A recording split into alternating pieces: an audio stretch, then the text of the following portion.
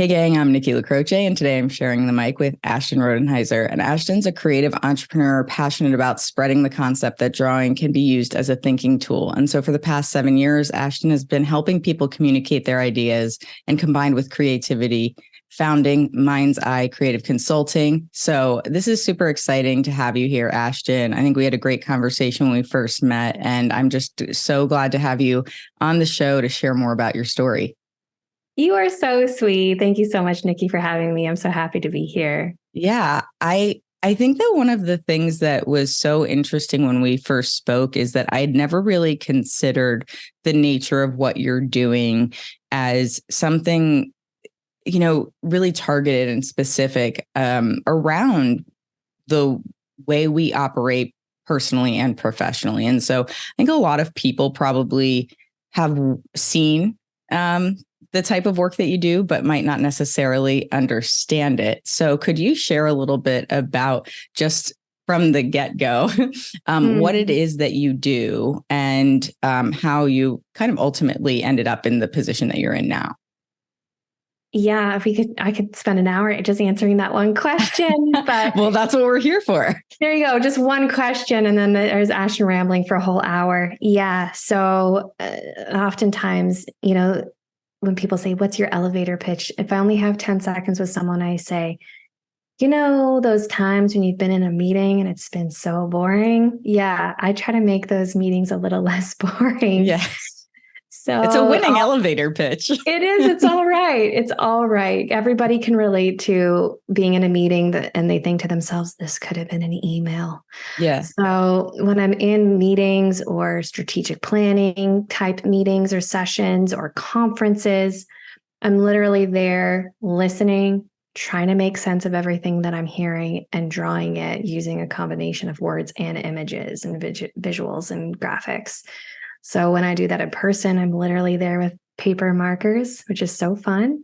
And with COVID, like a lot of folks had to change things up.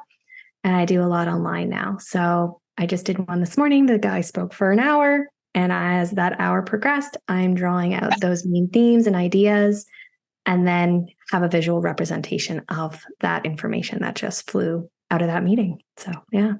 That's awesome. And I apologize for my dog barking in the background there. Keep him in. Keep him in. He wants to be a part of it. So one of the things that I'm curious about when it comes to, it's referred to as sketchnoting. Is that correct? Yeah. So there's so many, we all have our funny little industry terms that we use, right? And people are like, what the heck do all these words mean? So oftentimes when I talk about graphic recording, it's like more of a conference space where there's a speaker and there's information and then there's a graphic. Graphic facilitation is more of those facilitated type sessions where there's multiple voices in a room that are contributing to whatever it is that I'm creating. Usually I'm a little bit more involved, not always, but usually I have more of a voice. I can ask questions, I can add clarification, and I can be a part of it a bit more. And then sketchnoting is a commonly used term that is for more personal note taking. So they are all use the same sort of skill set, but at its core, it's the same skill set, but sketchnoting is more of that personal note taking. So you're listening and thinking, but more so for yourself rather than for others. So, thank you for clarifying that so I can refer to it correctly through the remainder of the episode. So as a graphic facilitator, how did you first even learn about it? Like, was this something that you were sort of inherently doing and then trying to figure out how you could apply that? Or was it more something that you had learned about and then wanted to become more engaged in doing? Yeah, great question. So I really struggled as a teenager trying to figure out what you're going to quote unquote be for the rest of your life. Like, what do you want to be when you grow up? And I struggling with that. I experienced an immense amount of pressure, and I was very smart. Like, I had very top grades. Like, I probably could have gotten into some pretty decent universities. But I wasn't going to go and spend a bunch of money that I didn't have to go to university to get a piece of paper that I didn't know what I would do with. So I wrestled with what it is that I was going to do after high school. I decided to enroll in a local community college. And I got a lot of flack for that. And I even had people say to me, "Oh, you're so smart for someone who goes to community college." It was like, I hope the stigma isn't as bad as it used to be, but there was quite a stigma for folks that went to community college weren't the brightest in the bunch. And I thought I was pretty smart for going to community college because I knew that I didn't know what exactly I wanted to do. So why would I go and spend 10 times the amount of money?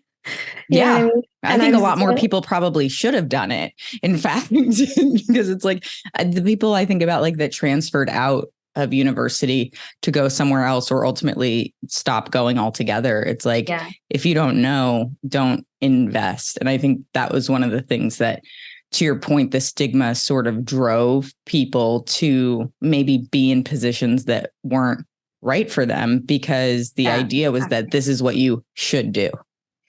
Exactly. And that's a lot of the pushback that I had gotten at that point in my life. And actually just had a conversation with my dad about this like last week when the power went out. We went over there and we were hanging out. And I was like, yeah, so when I was a teenager, this was something that I didn't really like or appreciate. And I think he felt bad, but I think it's good to have those conversations with our parents, though. It's empowering to be able to feel the confidence in who you are now as an adult, to be able to bring those conversations up with your parents. It's hard. I think it's still uncomfortable because they're your parent and you're still like, ooh, how are you going to react to this? Yeah. But at the same time, I think it's fair to speak your truth and to allow them to hear that and have their response to it. Yeah, exactly. And I think when he was sort of like, "Oh, I didn't like if I ever made you feel that way, I didn't mean to." And I'm like, "Oh, that's nice that it happened." But I'm over it in the sense of like, I don't have an emotional attachment to it like I used to. Yeah. And I used to be really embarrassed about sharing my journey with people because I didn't think they would think I was as smart as they thought I was. Or they wouldn't take me seriously, or they wouldn't think, "Oh, well, she does this interesting line of work, but actually has no formal education around it." Yeah. But the amount of people that have asked me when I'm at an event, "What's your formal education?" Like maybe one in like 10 years, like one person I think has asked me. Because it's just not as relevant anymore. I think, it's funny because the amount of times, like when I first graduated school, so like I went for filmmaking and I spent 0% of my career in filmmaking. Like I fell ass backwards into tech, and you'll hear me say that time and time again. And it's like, at the end of the day, the experience that you gain through whatever means you have to gain it, I think is more valuable than the types of education that are more traditional, with the exception of some very specific roles, such as, medical professionals and things like that. We're like, I would like for you to have the appropriate trainings and certifications. Probably a good idea. Probably a good idea. Yeah. But I hear what you're saying. And I think that's why a lot of businesses now aren't as focused on people having, a traditional degree, and they want to give people more flexibility because they understand that, especially with the internet being what it is, that people are empowered to learn in different ways, which is a big part of what you're doing. Absolutely. I just had this sense that I wanted to help people. Mm-hmm. And because I didn't really have any desire to do like medical or anything like that, I was like, how am I going to help people? Like in my little teenage brain, I didn't know what the world was going to be like when I got out there. It was very limited in my view of like, well, if you want to help people, you have to be like a doctor or a nurse or something medical. And, when I found this field, I was like, oh my gosh, I can like help people. I can help people like learn and understand stuff. And, in this own really like unique and also very creative way. And I think I wanted to be an artist, but it wasn't even on the table because it wasn't even a conversation in my family and in community, because you'd sit around at a holiday and people would gossip, and the gossip would be, oh, those kids that went to art school, they're not going to have a job when they get out. They're not going to make any money. Right. And that's how we equate success, is like, how much money are you going to make or what's your job going to be? Mm-hmm. So it wasn't even an option. I think if I would have been supported a bit more, maybe I would have considered. I don't know if I would have ended up going, but I would have considered it, at least going to art school. but it wasn't even a consideration because of all the negative rhetoric and narrative in my, community and circle and family. And I thought at one point, maybe I'd want to be a teacher. And I graduated from high school around the time that the recession was happening. I graduated from college at that point. So I feel you on the like, what the hell option do I? Yeah, a couple years ahead of me. So it was a big deciding factor also of, a lot of teachers were graduating from university and there were no jobs at the time. Right. So I was like, well, logical thinking, why would I go and be a teacher if I'm not going to have a job? That makes sense to me. I appreciate your pragmatism throughout this entire journey, because I felt very much the same way. That's how I ended up in tech. I was like, well, what am I going to do? Like, I'm going to go out and try to make a film career when like nobody's hiring anybody for anything. So how do you adjust and figure out what your skill set can serve? And I had a very unpopular path. I wanted to pursue a very unpopular path, which was being a mother. That's what I wanted to be when I grew up. And it wasn't looked upon very favorably. Like, people would be like, that's it? Like, you don't want to have a job? Yeah. And I'm like, I think being a mom would be pretty dope. I think it'd be pretty awesome. I think I'd be pretty good at it. And I remember being 19 years old and thinking to myself, if I had a baby right now, I'd be very happy. That is very different experience for the two of us. I am not advocating for teenage pregnancy. I am not advocating for that. Please let the record be known. But I knew that was something. I'm very nurturing. I'd always worked with kids. Kids were like, I did the day camp. I did the babysitting. I did all of the things, like all of my experience was working with kids up until that point. So that's what I decided to take when I went to community college, was early childhood, because I was like, well, I will use this skill at some point when hopefully I have children. Anyways, I do have kids now, in case anyone was wondering. I have 3, no more. 3 is good.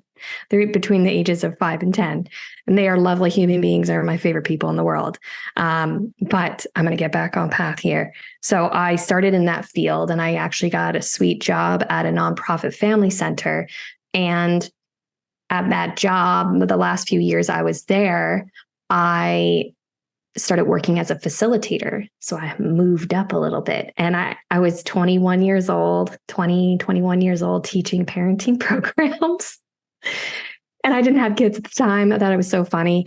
But, it came less on what I knew and trying to pull the information from the parents that were in the room, feeding it back to them. Seemed like, this stuff. I'm just going to take what you're experiencing, put a question around it, feed it back to you, and you're having your own learning. So it's not about what I know necessarily. We could throw in a few little tips and tricks and things here and there, but it was really about helping them harness their own intuition, their own wisdom. And I really fell in love with group process and how to ask those questions and how to create safe spaces. And I thought at the time, I thought I wanted to be a teacher, but facilitation is way better, because you're not the know-it-all. I know everything. Now I'm going to impart this wisdom onto you, and you better learn it and then show me that you've learned it. Facilitation is just such a nice, organic way of helping people navigate their own information and their own thoughts. And I did that for a number of years. And then just kind of randomly, a facilitator friend of mine told me about this one-day graphic facilitation workshop. And I was like, what is that? I had no idea. I took that one-day workshop and I was like, this is it. This is it. Like, I can take this world of facilitation to help people learn and engage and with their own information. And this creative sort of, I want to be secretly wanting to be an artist when I grew up kind of world, and putting those together. And honestly, I started dabbling with it for those first few months, and I was like, this is it. And that was 10 years ago. Wow. So I sort of decided to kind of leave facilitation by the wayside because I wanted to learn how to do the graphic aspect of it so well. I knew I couldn't kind of be in both worlds. I knew I had to really, if I wanted to do it really well, I have to do it. I have to dedicate time and energy to just do it well.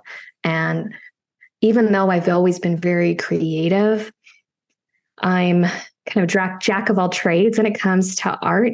And I didn't actually draw a whole lot. So I actually had to learn more of the drawing aspect of it, where I had already kind of started to develop as a facilitator, the listening and the thinking and the synthesizing of that information and feeding it back. I had those skills like fairly developed, but it was the drawing skills I had to develop, going into it. So I really decided to do it. And by default, no one hires graphic facilitators. No one's hiring like in-house. So I had to be like, oh, I guess I have to be a business owner now. Yeah. I guess I have to run my own business. Like, I guess this is a thing that I have to do. And lucky for me, I didn't realize it at the time. And I was like in my kind of mid to late 20s at that point, that I did have very entrepreneurial tendencies throughout my life. I just didn't call them entrepreneur stuff. And so, yeah, like the sort of the nuance of being an entrepreneur just actually kind of came more naturally to me more than I thought it would at the time. Well, that's what I was just thinking. I had to get over myself a lot of it. I had to like do a lot of work on how I think about the world and stuff. But other than that big old thing, yeah, that just, gigantic thing about how we think about the world and ourselves. Once I kind of got over myself a little bit, and that took several years, I've been kind of in a decent flow. And I, even when the pandemic hit and I had to take my business and totally flip it around, I was like, I'm not going to let this little thing called pandemic slow me down. It honestly didn't. I'm going to figure this out. Like, I'm going to have to figure this out. Like, I'm not, like, I've worked so hard to get to this point that I need to just figure it out and do it already. So, yeah. Did you feel that? Oh, I'm sorry. Go ahead. No, go ahead. Did you feel like with the pandemic, because I feel like going online for a lot of people, obviously it changes the dynamic of the business structure in a lot of ways. And because you were doing a lot of work in person at events and presentations and things like that, those events were now becoming virtual. Yeah. It seems to me, as an objective observer of that circumstance sort of changing, that there may have been somewhat of an organic transition there, because you're still required to be there. You can still sort of take that role, as I think in our last discussion, you had made the comment about sort of being a fly on the wall and witnessing it. So how did you feel that transition affected your ability to do the work that you're doing from being in person to being virtual? Because I think not being in your role, it seems like that, I don't want to say it would be easy because I don't know nearly enough to have that thought, but it seems like there would maybe be fewer barriers as opposed to some other business models that really were just uprooted by the pandemic entirely. Yeah, it definitely it was more, honestly, it was more easy to connect with people who hadn't worked with me in person, to talk to them about doing it online. Whereas there's just something special about being in person, right? Because you've got giant paper, you got markers. It's like, there's the texture, there's the tactileness that you miss when you're online. Yeah. And the people that I'd worked with in person, they were spoiled to that in a good way, right? In a good way. So it was more about kind of talking with new folks who had almost, maybe they seen it, but not really at events or things.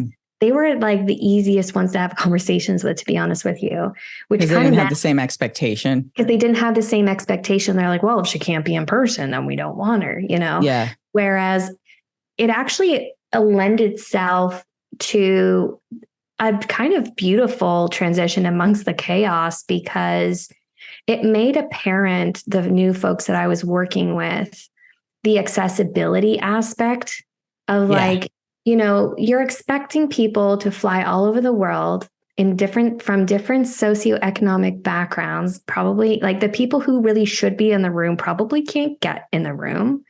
And now you are opening up in a virtual space. So someone in the middle of some African country or India or Australia, like anywhere in the world, can tune in to this very important information that they need to have. Mm-hmm. And they're not missing out. Like it made it more of just more generally accessible information, more generally accessible. And then to be able to add what I do on top of it can just take that information and solidify it for them, deepen, add clarity and context to what it is that they are learning. So I was able to kind of talk, like once I started doing a first few, I was like, this is actually really an amazing opportunity for the people that are attending virtually. It gives them something else. It helps deepen their learning, yes, but also gives them something else to help them stay engaged. Whereas we have such a high expectation on people. You sit there for 8 hours on your computer looking at this screen, and you better pay attention to every word that's being said. You know, from like even someone who's not neurodiverse, let's say, that's hard for just anybody, let alone folks that may struggle with an extra learning challenge, right? I mean, I was diagnosed ADHD a couple of years ago, and something that really stood out to me when we first spoke, Ashton, was the accessibility factor, not of the physical accessibility, but the actual mental accessibility that comes with the work that you do. Because growing up, I was so bad at note taking because I couldn't focus on what was being said and also take notes. It was like, if I'm not writing them verbatim, then I'm not hearing what they're saying, but I can't write them verbatim. So how do I do this? And I would just sit and listen, and I would doodle while I was listening. Unfortunately, not anything useful that would help me remember my notes, if only. But, you know, I think it speaks a lot to the value of what you're doing in terms of the ways that people learn differently too. And and especially as adults, because so many of us lived our lives without understanding that the way we consume and retain information might differ from those around us. Like, what a beautiful way to bring forward this opportunity for people to rethink how they learn. Exactly. Yeah. And we all have our preferences. Like, even though technically learning styles are debunked technically by whoever debunked it, I don't know. I should probably look into it. Yeah, I'm like, apparently it's not a thing. Who knows? But it still resonates with people. Like people, I always give it the example of YouTube. YouTube is the second largest search engine in the world for a reason, right? People want to see, they want to look. Like, I would rather go and watch someone make chicken pot pie than try to read how to make chicken pot pie. You know, like, show me how to make it, for goodness sakes. I don't want to read it. You know, and with the nature of my work, I wouldn't say that I'm naturally a learn auditory, but by osmosis, I guess at this point, or whatever the word would be, it has become my primary kind of learning style, I guess. Like, obviously I'm still very visual, but you know, I would rather listen to something and comprehend it rather than read an article about it. Well, it's interesting too, because something that you said earlier that I wanted to tap into was the way that the work that you do requires you to synthesize the information. And so what you're saying about like that auditory processing and then translating that into something visual, I think is important to acknowledge, because it's sort of like, how are you initially gathering that information? And then what can you do with that information now that you have it? And I also just have to say, I really admire the fact that you can do what you do, because I can't fathom being in an environment where it's like, this presentation is being given and you need to be consuming, absorbing, and translating this really kind of in one fell swoop to be able to then provide that to other people as a teaching aid effectively. Like, it blows me away. Do you need a nap after this? Oh my gosh. When I do like I did an all day event just a few days ago. And at the end of it, like, I'm in bed 3 hours early. Like, it's very, very exhausting work, because you cannot if you're in the audience, you can let yourself be distracted as much as you want. Or like that lady up there is doing the work that I'll need later. Exactly. Exactly. Yeah. And the feedback that I get from people, I would say it's very good for my ego. Just like my ego is just swelling every single time I do something. But it's the feedback that I get from people and they're expressing their gratitude and how it's helping them learn, that's what kind of at the end of the day really sold me on it in the first place, was not even the accolades of like, oh, it looks nice. Like that to me doesn't even really matter at the end of the day. But if it helped you learn and engage in the moment and kind of help continue on that learning, then that's a win. No matter how beautiful or messy it really is, at the end of the day, I do teach the aesthetics of it because people want it to look nice. But sometimes the more messy of a drawing it is, it's the process to get there that might be just as impactful. Yeah, it's the function.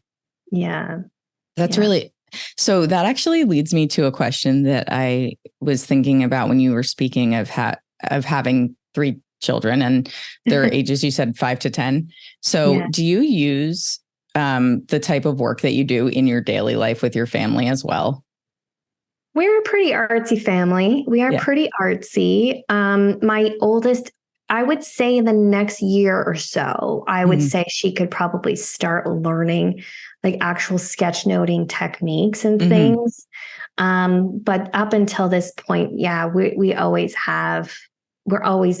creative. Like we have like a whole drawer in we call it the stove room. Our wood stove has this weird room. And then I just don't ask. I love it. Is it an older house? I feel it's like an old farmhouse. Yeah, when you said a stove room, I was like picturing my friend's farmhouse. So I was like, I know. It's an old farmhouse. So you can picture it. And we've got this like IKEA drawer thing. And it's just all the art stuff is in there. And they know that they can go in there at any point in time and take stuff out and put things back. And, once every few months, we have to kind of like totally declutter it because it gets all piled up with stuff. And artwork isn't precious in our house. They know it's probably going to go in the garbage. I actually keep very little of it around because what do you need it for? Something will go in the fridge for a couple weeks and then I'll trash it. Express yourself when you need to, right? Yeah. So I did this beautiful little thing with my 5-year-old a few months back, and she wanted me to copy her, right? So she was drawing, so she would draw a line, then I would copy, and then she was turning it into these like little characters. So I just I don't do a whole lot of teaching. I just provide the materials, might give them a few little tips and tricks, but it's really just kind of letting them kind of do their thing at this point. And like, as if you ask kids, like I asked my son not that long ago, I'm like, would you call yourself an artist? And he's like, yeah, of course. Like, what a silly question, Mom. Yeah. What a silly question. Right? If you ask a lot of young kids, are you an artist? They're like, yeah, duh. But at some point, a lot of kids lose that, right? Something gets said to them that tells them either they're not creative or they're not an artist or what have you. And then all those little kids grow up to be adults. And now we have a society full of adults who are like, I'm not creative. And I'm like, yes, you are. Oh, gosh. Everybody is in their own unique way. It might not be art in the traditional sense. You might be really creative with words or making people laugh, or like maybe you're the one that lays awake at night with all these wild ideas that you can take to your meeting the next day. Like we're all very creative in our own ways. And I think we go creativity equals art. I can't do art. I can't draw. And I'm like, no, that's not the case.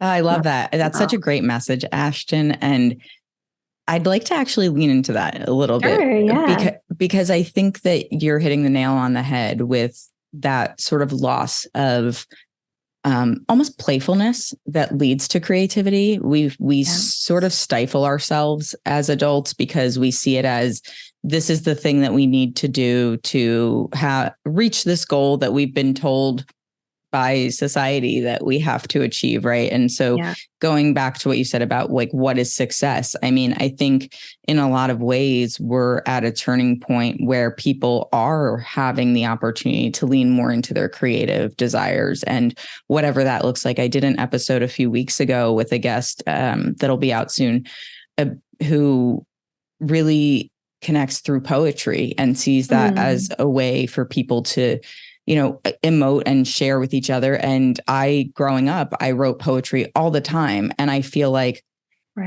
as I got older, I just kind of walked away from it. Part of that was I felt like unrequited love in my teenage years was a driving factor in the creative musings. And teenage angst too. Yes, angst you gotta get out.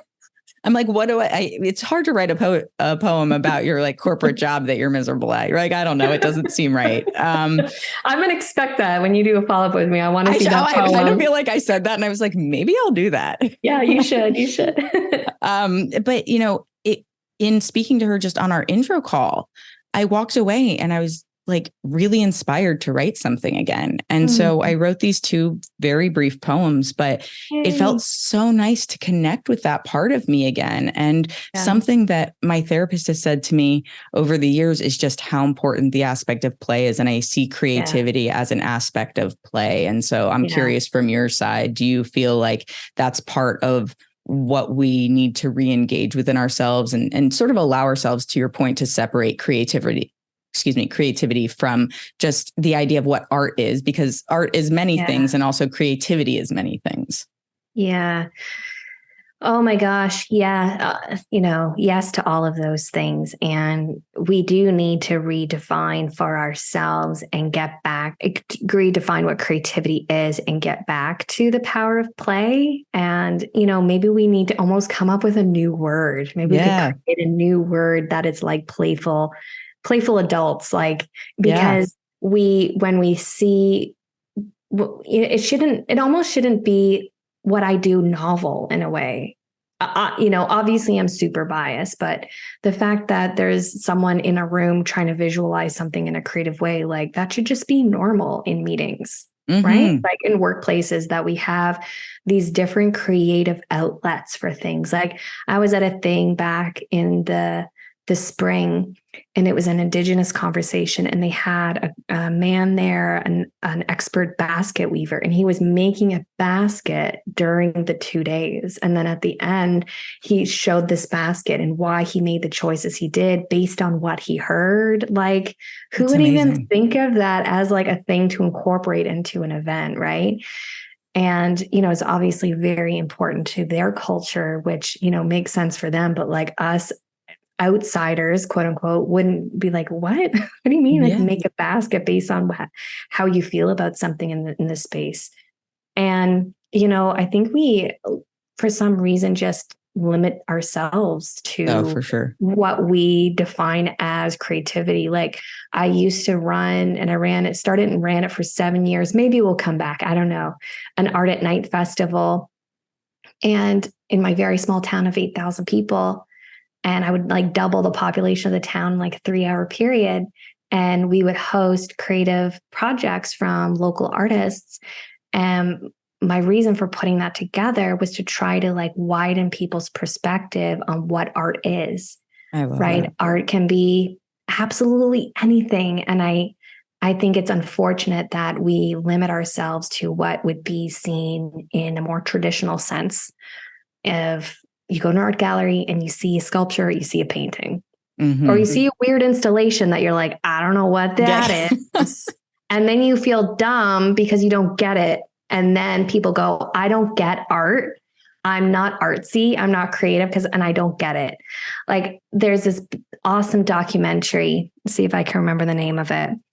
There's an artist from Brazil. He went off in the world, kind of made a name for himself, then went back and made art with some of the people who lived in the dump. I don't know what else you would call it, the garbage. Yeah. And they were making these gigantic portraits out of garbage. And I remember one of the guys said something like, I don't like art. I don't get it. Like, I don't get it. I don't like it. It's not He was one of the people doing that. And he was one of the people that was helping him, right? They actually made like a huge art piece out of garbage of him.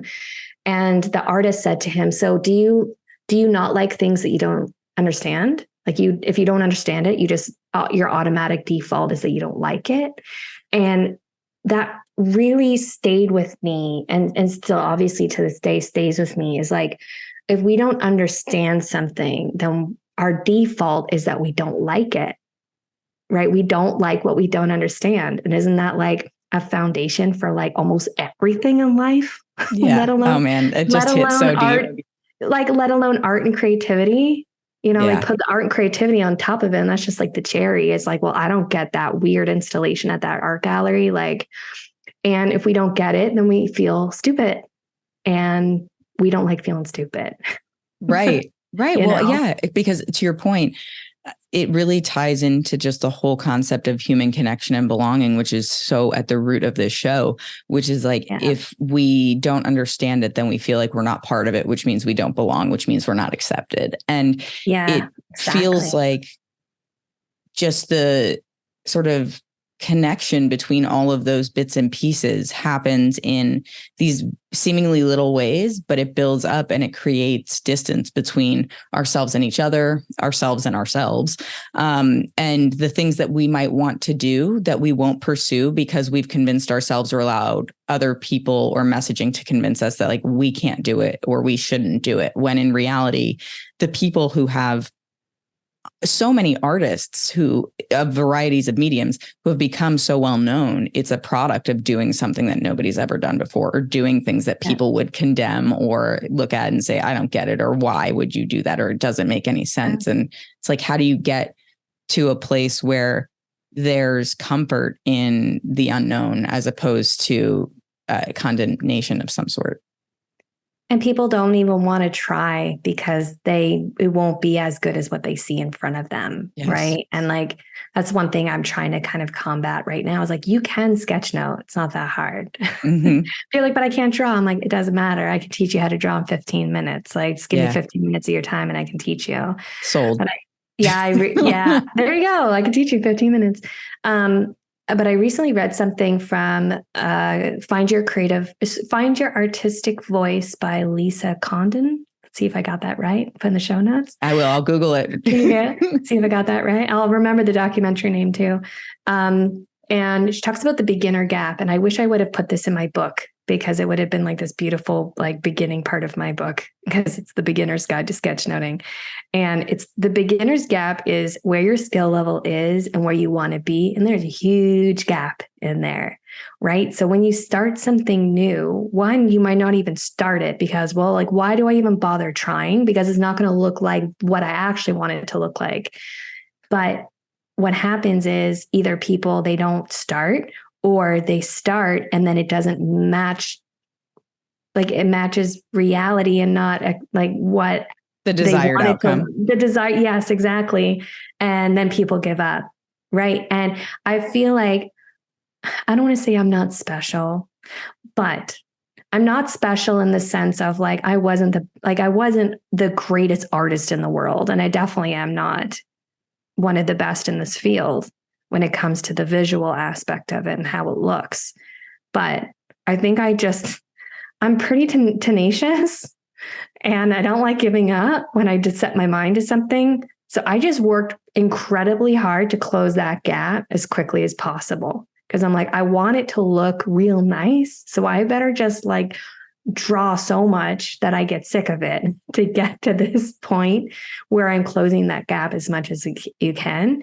And I think that's with all of the yuckiness surrounding like, oh, I'm not creative, or oh, I'm not an artist, or oh, I'm not this. People don't even bother trying, or they give up before they are able to close that gap. And sometimes that gap takes a week, a month, 10 years, 20 years. Like we've all heard of those stories of famous comedians and actors who acted and did stand up in terrible bars for 10, 20 plus years before they quote unquote made it. Right. So they were just in that beginner gap for a long time. And they were so flipping dedicated to their craft and trying to do it the best that they possibly could to close that gap as quickly as possible. And, you know, there is no time, right? It might That's hard to hear too, though, right? Like as somebody who wants it, because I feel like I'm in that gap.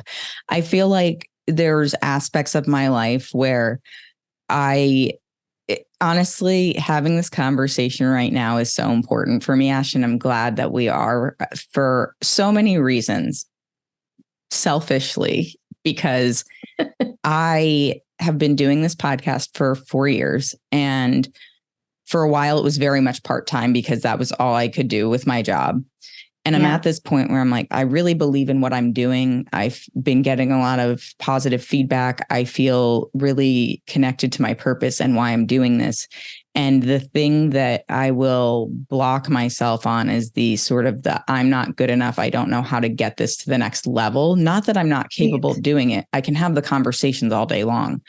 Right. What I worry is that I can't figure out the right way to create the content in a way that's compelling for the various formats that require, that extra attention to drive people into a full episode. And it's like yesterday, I actually was working on a promo for an upcoming episode and doing something a little bit different, a little bit more creative, and thinking, okay, like this is what I want to do.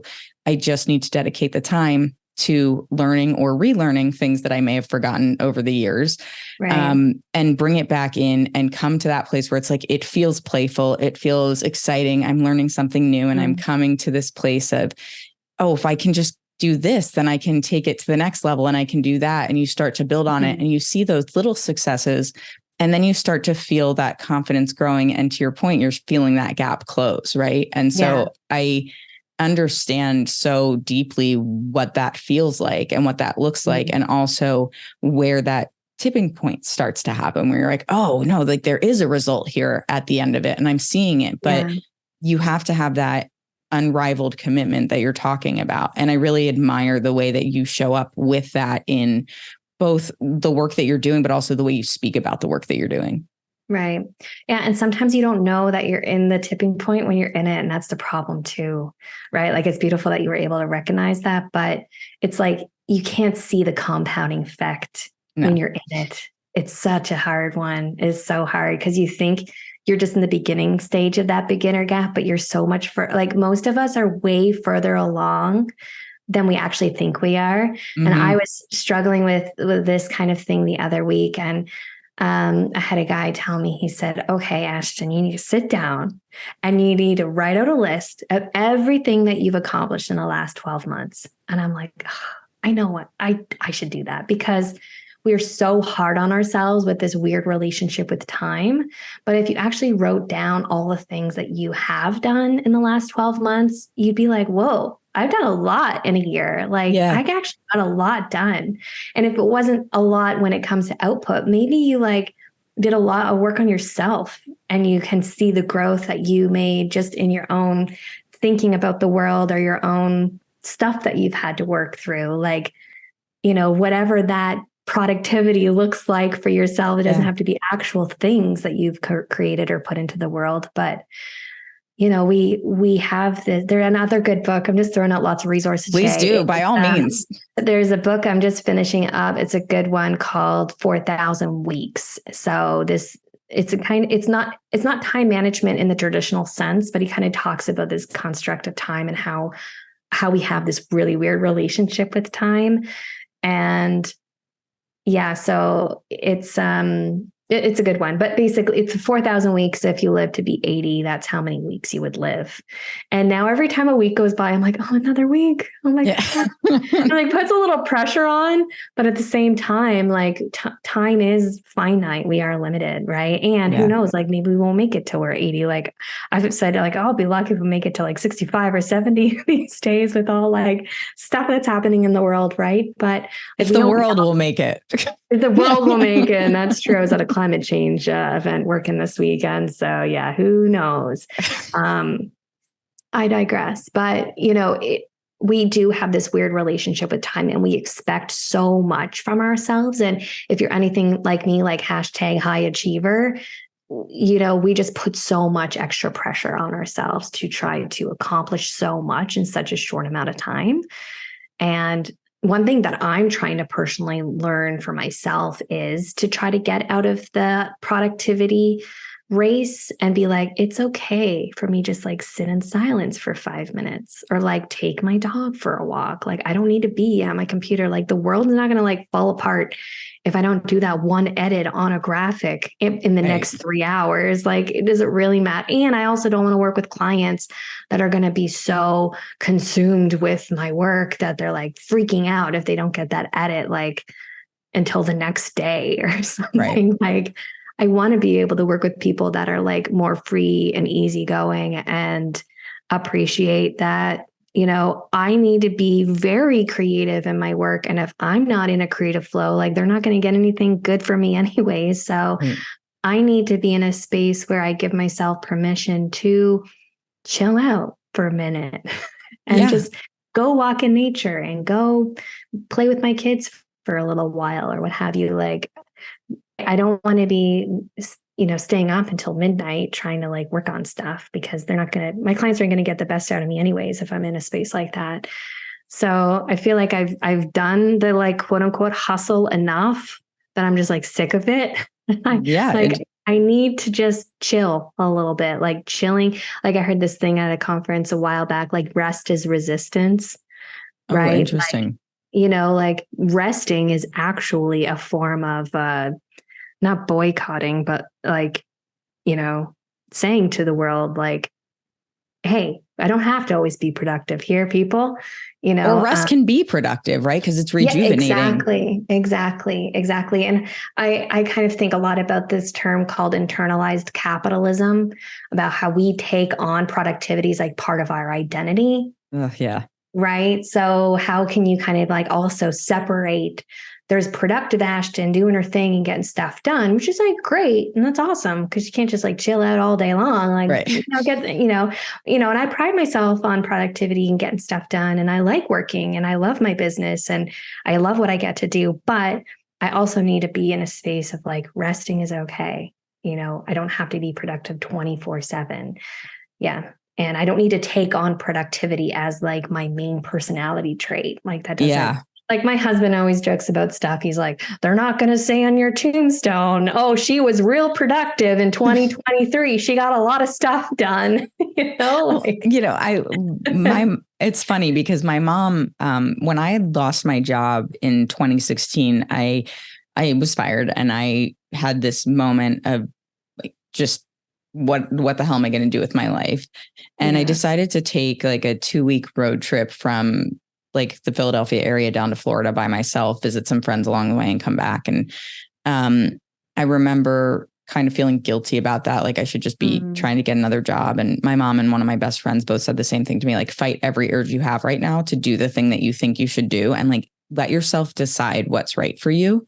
Right. And I remember my mom saying something very similar to me, like, at the end of the day, like you're not going to wish you worked more. And so I think that giving yourself space and listening to what your body and your mind are telling you, because last night, as an example, I was laying in bed thinking about this video that I was working on. And I'm also simultaneously trying to listen to this meditation to fall asleep.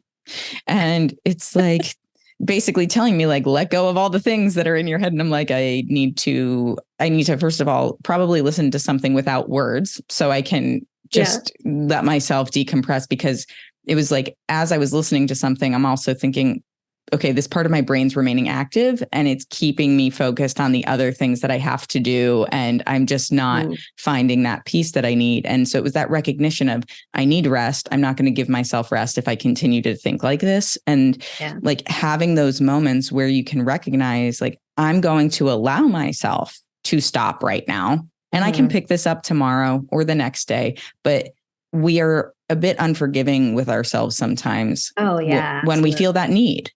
Yeah, absolutely. We can definitely be like, we're the hardest on ourselves for sure. And it sounds kind of funny that you have to say like, I'm going to put this down and pick it up tomorrow. But you have to kind of speak to yourself like that sometimes, because I feel like for years I would just keep doing stuff and I wasn't having that self-reflection of being like, I don't have to do this right this second. Does it have to be done right this second? Like, can it wait when I have more space and creativity and energy to do this, like maybe it would be best if I waited until tomorrow morning after I have a cup of coffee or what have you. Yeah. Instead of at like 11 o'clock at night when I'm feeling all the feelings, you know? And I think that's also a product of being in a lot of work environments where it is like, get this done yesterday. Meanwhile, hurry up and wait. And yeah, it's not functional for the long term or sustainable, I should say. And one of the things that I think is really cool about what you're doing with the way that the work that you create embeds itself in how we function as on a corporate level or just on a business personal level is that the idea of graphic facilitation and then also sketchnoting is like, my feeling is that it sort of forces you to be present because it's very much like critical to be in that mind space to be able to deliver the value that's required, whether you're doing that for somebody else or you're taking your own notes and you're trying to figure out how you'll be able to apply that later. Do you feel like doing the work that you've done and with the business that you've created with Mind's Eye, that has given you a sense of like being more present in the way that you're working compared to other roles that you've had? Oh yeah, I would definitely say that for sure. And, you know, I don't know why this example came up for me. I don't know if it really relates to anything you just said, but I'm going to say it anyways. Go for it. I was in a session. This was years and years ago. It was one of my early days. And I was doing a session where we were getting feedback from employees to try to like get a vibe of the company culture. And a man came up to me and he said, he was like well beyond retirement age, just saying. And he said, I've been working here for 40 years and no one has ever asked me how I feel before. And that has always stuck with me to this day, as it's not about like, let's bring in Ashton so she can draw a pretty picture for everybody. You know, sometimes you're giving voice to people that don't have one and making sure that they feel seen and heard. And that is like I really hold those situations with such a balance and such grace and honor because yeah, I'm hired to do a thing, but a lot of times they're getting something way beyond what they think they're actually hiring me for. Yeah. How do you describe the value to someone who's considering hiring you for this? I don't know. You know, because it's the intangibles, it's how you make people feel. It is that belonging piece that you talked about. And it is this space where you have to be creative and also be holding people's thoughts and feelings. And some like that is an incredible honor, but also very scary. It's sometimes a big responsibility. Yeah. It is a big responsibility. And I don't think people realize that a lot of times too. Yeah. I love that you shared that. And I feel like it does answer the question that I was driving towards anyway, whether it was the one that I asked or not. Because people do need that reassurance and comfort in the places that we go where we often feel drained or just having been in the corporate space for so long, sometimes it can feel like you don't have the space to only like show up and let me rephrase that. You're expected to show up and deliver the way that they want it done. And so when you're not able to express how you feel about something because it's like, this is just the way it's done, just get it done. Yeah. It can be really challenging to your sense of self as well. And what I hear is that you're also giving people an opportunity to show up and speak their minds and show up in a way that gives them a bit more freedom than maybe they would have had before. And to be able to then communicate that in a way that translates back to the business in a more meaningful way and hopefully helps those businesses grow and give their employees more of what they need. Yeah. Like at the end of the day, I don't want to say it's like a diamond in the rough, but my goal is to find clients and work with people who care, which, you know, you'd hope would just be people. You'd hope it would just be like normal. Yeah. Oh, you care. But, you know, I can't do what I do best and help in the way that I do if I'm just there to like check a box, like, oh, let's get the artist person to do the cool thing. It's like, that's not why you're bringing me in. Like, I'm not the entertainment. Like, I'm far from the entertainment. Like, yes, it looks cool. Yes, it's visually appealing. Yes, all those things, but that at its core is not why I'm there. So I need to work with people who care about the people they're working with or their audience or their participants. And sometimes you're in those situations that are very uncomfortable, and you're going to have to be okay with whatever it is that I draw, because that's what they said. Yeah. And they might not have said good things, and you're going to have to be okay with that. And those clients are a little bit harder to come by, because I could probably be way busier and just work with people who just want me to come and draw a pretty picture. Sure. But like that's not feeding, that's not serving anybody well. Like, I might as well not be there, Yeah. if I'm just there to be the entertainment. So there is the human element that is really important. And I find they're the best clients to work for anyways, because they get it. They get it on a different level, and they're okay with that uncomfortable or the unknowing. And sometimes when I'm on like calls with people, I'm like, you're just going to have to trust me. Like, I don't know, like, I don't even know you, but you're just going to have to trust that I know what I'm doing. I'm vouched for. Yeah. It is what it is. Like, I can only tell you so much. I can only show you so many examples. I can give you some testimonials, like, sure, but I've been doing this long enough. I am actually pretty comfortable in uncomfortable situations, and you're going to have to trust me, and thank you to all those people that do trust me at the end of the day to go in and like create magic with you. But it is harder to find those people. It is definitely harder to find those people that care about the things that you are promoting on this podcast. Like, not like going beyond. I did this program like long time ago, 10 years ago, actually, around pluralism and going beyond tolerance, right? Like, pluralism is around like not just going, oh, you believe that? That's cool. Like, I don't believe it, but like, I don't want to know anything about you. I don't want to learn anything. Like, that's what tolerance is. Pluralism goes beyond that. It's like, okay, I might not believe the same thing you do, but like, tell me more. I want to understand. I want to relate to you as a human being. I want to get it. Like, you're not going to like convince me to believe what you believe, but I want to like know more about what it is that you believe. And I really like hold the idea of pluralism pretty close to my heart, because at the end of the day, that's where belonging comes in. Oh, yeah. Right? Like, truly trying to understand someone and not trying to convince them otherwise. That's sort of like part of the foundation of, I feel, of like what I do too, is like, you're going beyond just like, here's some information, now you know it, to true understanding and trying to deepen that connection. Yeah. Oh, I love that. I love that so much. And as we're kind of rounding out here, I feel like that's such a great way to go.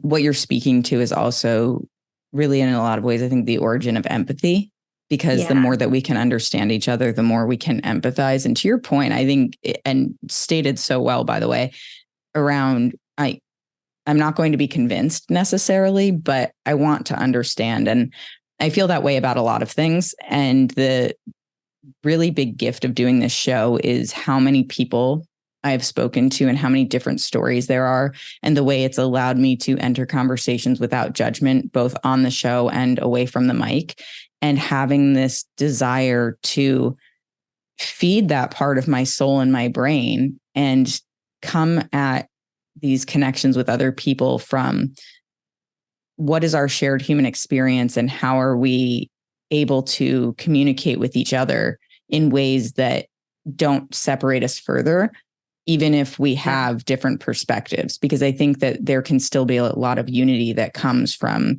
those types of discussions, even when you don't have the same perspectives or mindsets around things. Yeah. Yeah, no, I think that's like where it's such like, and the opposite is true to a divisive culture that we're seeing a lot.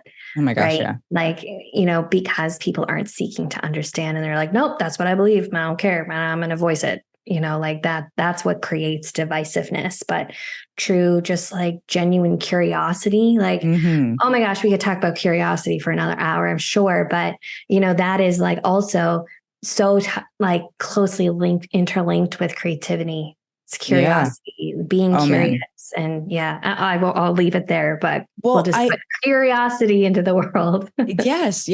One of my favorite quotes, and it's funny because I always loved Walt Whitman as a poet, but I have also really loved the show Ted Lasso, if you've seen it. And so highly recommend. But at one point, I've heard great things about it. At one point, Jason Sudeikis has this moment where he's speaking to somebody and says the quote that is, be curious, not judgmental. And I think that that's just such a good way to live, because it gives us space to see people for who they are and then form whatever opinion that we might want to form, or potentially just let it be what it is, because it's not our job to make somebody else be or think a certain way. Yeah. And when it comes to creativity, Ashton, and I just love that you said that, is I think a part of why we stop ourselves and we say like, oh, I'm not artistic, oh, I'm not creative, is because we are afraid to pursue that curiosity. Right. Because we are worried that, as you said earlier, it will not meet our desired outcome. If I approach this with curiosity and I'm not good at it, then it means that my interpretation is bad, or I'm not worthy, or whatever it might be. Yeah. And it's like, get rid of the internalized shame and just get curious. Yeah. Yeah. With no desired specific outcome. Yes. Right? It's hard as hell. I'm not going to act like it's easy. I know, like curiosity for curiosity's sake, creativity for creativity's sake, not for something specific at the end of the day. Yeah. Absolutely. Yeah. Well, thank you so much for your time, Ashton. This has been such a great conversation, and I love all of the directions it went. You are absolutely right that we could have many more of these conversations, and I hope that we will. In the meantime, people can find your work at mindseyecreative.ca, but is there anywhere else you'd like them to follow you, or anywhere else you'd like to point them? Yeah, well, my name is kind of unique, Ashton Rodenhiser, so you find me on all the platforms. But if you're curious about this whole sketchnoting thing, I actually have a new site for that, sketchnote.school. I've got my newsletter on there. I've got my book on there. And I've got an online community where I get to help people. It's been such a joy so far to do that and host workshops and things in there, and just kind of help people close that beginner gap a little bit more by having like a supportive environment and a creative space to do so. So if you're curious, like, ooh, maybe I want to learn how to do that, or if you know a student or someone, you could direct them to sketchnote.school. So I appreciate that. Yeah, absolutely. Well, gang, that's all for this episode of Who the Fuck, and we'll catch you on the flip side. Thanks for listening to Who the Fuck. And if you like what you hear, share the show with your friends, family, coworkers, or anyone else you think needs a healthy dose of introspection and raw authenticity. Feel free to rate and review wherever you get your podcasts. It's always appreciated. And you can also visit whothefck.com to keep up to date with what's new in my world and for exclusive bonus content.